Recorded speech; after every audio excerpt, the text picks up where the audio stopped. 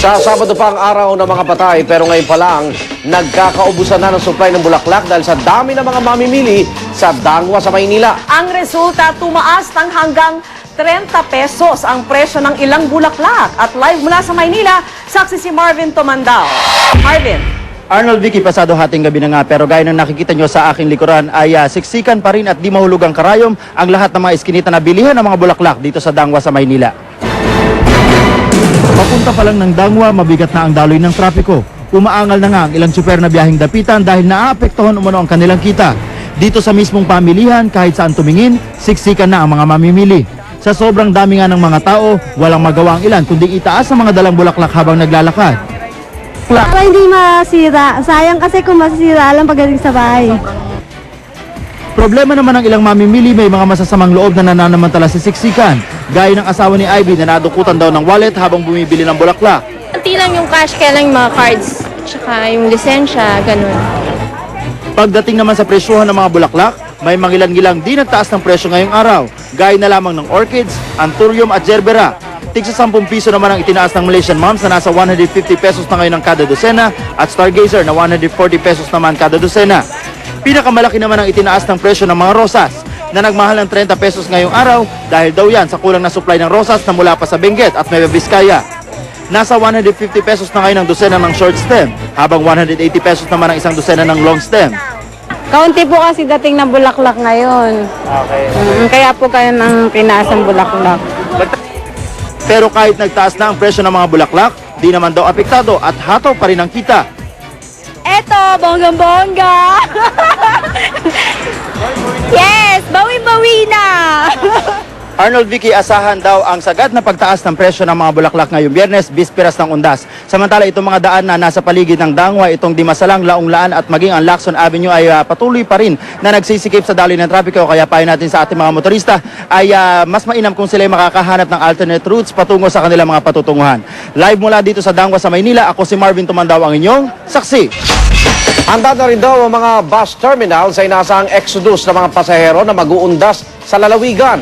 Bukod sa maigpit na seguridad, maigpit din ang paalala ng LTO sa mga tsuper na mag-ingat sa pagmamaneho para iwas disgrasya. Live mula sa Cubao, Quezon City, saksi si Rafi Tima. Rafi!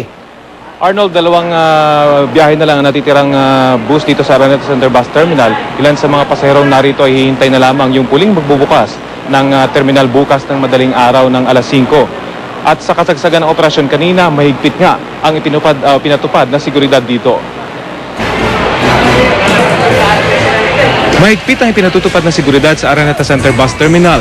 Bomb sniffing dog pa mismo ang nakabantay sa entrada ng terminal. Pero dahil maluwagang bus station, pumapanig pa mismo sa mga bus na papalis ang bomb sniffing dog para tiyaking hindi sila nalusutan. Pasado alas 9 ng gabi, paunti-unti na lang mga pasahero naghihintay ng kanilang bus pauwi sa mga probinsya, particular sa Bicol Region. Bukas pa umano nila inaasang dadag sa mga pasaherong pauwi sa kanilang probinsya dahil karamihan ay may pasok pa bukas. Pero ngayon pa lang, nagpaalala ng mga tauhan ng LTO sa mga driver ng bus na mag-ingat sa pagmamaneho. Ikaw, nakatulog ka na? Tulog sir, gawa na siya mang nagmamaneho pa ganito. So habang nagmaneho ka, nakatulog ka, tumulog ka. Palitan lang sir. Habang natutulog yung isa naman nagmaneho. Pero sabi ko, kapag inantok ka, magpapalit ka na bago ka mabangga. Bukod sa pagtitiyak na nasa kondisyon ng mga driver para bumiyahe, siniguro rin ng LTO na maayos sa mga bus bago ito bumiyahe.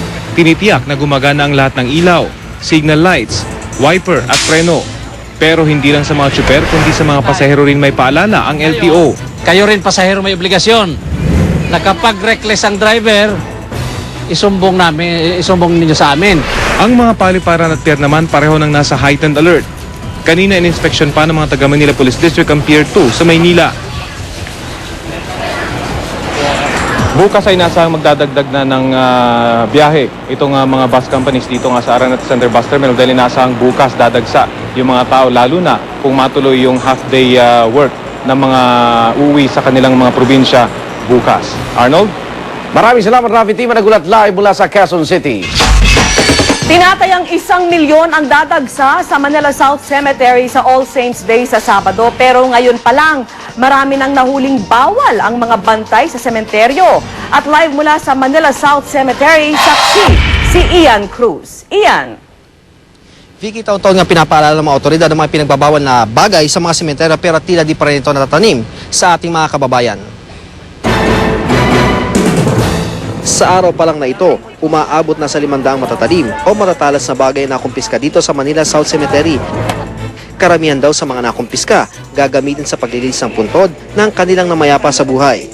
Alam mo naman ng mga Pilipino, kung kailan malapit na talagang saka sila naglilinis.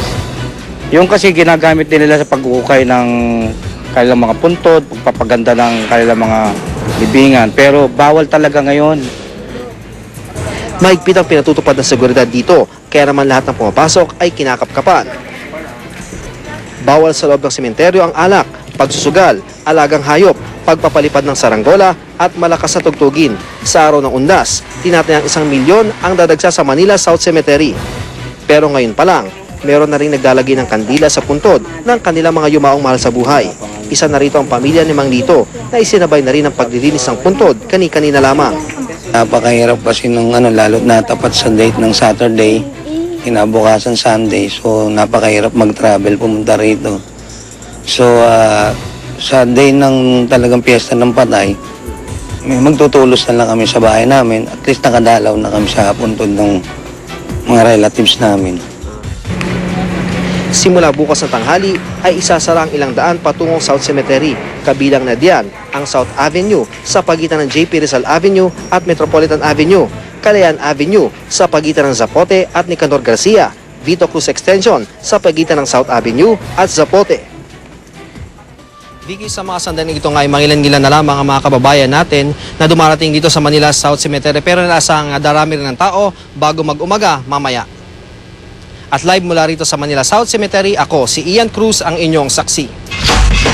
Samantala sa mga babiyahe ngayong undas, kung diesel ang inyong sasakyan, hanggang 240 piso agad ang inyong matitipid kapag nagpa-full tank kayo. Yan ay dahil sa hanggang 6 na piso kada litrong big time diesel rollback na ipinatupad ng Uni Oil, Big 3 at ng iba pang oil company. Saksi si Tina Panganiban Perez. Ginhawa sa mga motorista ngayong undas ang 5 piso kada litrong big time rollback sa diesel na pinasimula ng Shell, Petron, Chevron at Eastern Petroleum. Pero kinahapunan, tinapatan ito ng 6 na piso ang bawas presyo sa diesel ng Uni Oil. 4 na piso naman ang ibinaba ng Flying V sa kanilang diesel, habang 2 piso ang Sea Oil. Sa gasolina, 2 piso ang bawas presyo ng Big 3, Eastern Petroleum at Flying V, habang 250 naman ang Uni Oil. 2 piso rin ang rollback ng Petron, Shell, Chevron, Eastern Petroleum at Flying V sa kerosene. Parang handog na namin yan doon sa mga babiyahe. Malaki na rin ang binaba ng average ng October, although parang in advance na namin kasi previous month pricing tayo. It's definitely not the last, but I think this is already a one-time big time. Sa ngayon, nasa 40 pesos na lang ang kada litro ng diesel, habang 44 naman ang gasolina. Bunsod pa rin ito ng bababang presyo ng Dubai crude na ngayon nasa $61 per barrel na lang.